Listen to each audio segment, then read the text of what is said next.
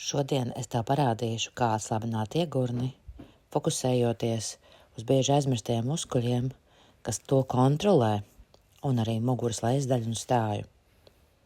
Tad apgulies uz grīdas un ieelpo. Sajūti, kā vēders un iegurnis atslābinās, izdarot ieelpu. Tas tev palīdzēs samazināt spriedzi iegurnī un mugurā.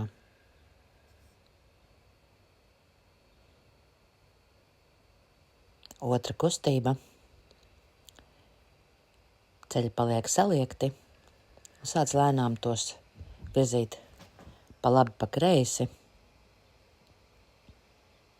Atkal piefiksējot sajūtas iegurnī un īpaši muguras lejas daļā. Sajūti, kā tie atbrīvojas.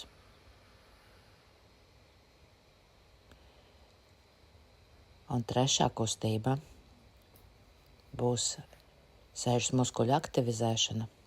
Ieliec kaut ko starp ceļiem, vai tas ir bloks vai bumbiņa.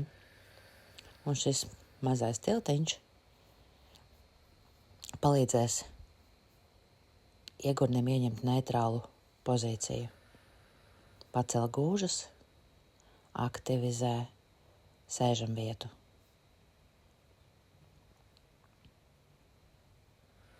Pacelšanu izdari uz izelpu.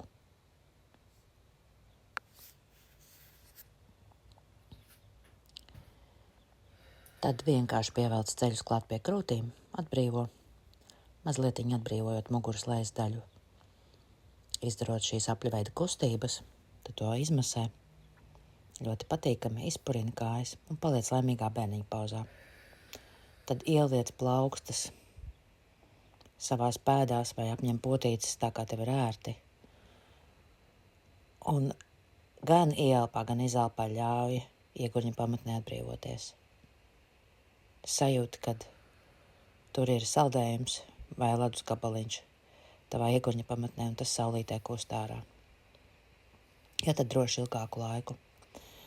Un kā saldais ēdiens, tu vari piepacelt vienmēr kājas, uzlikt uz dīvānu vai uz kādu soliņu, noregulējot savu vajadzīgo augstumu un tādā veidā palikt ilgāku laiku, ļaujot ķermeņa lejas daļai atslābt.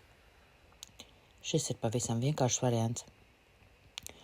Un var arī pamēģināt palikt apakšā kaut ko zem krustiem, piepacelt un sajust varbūt, ka tev šādi patīk labāk. Tad iekļauj šo praksi savā ikdienā un tavs ķermenis pateiksies.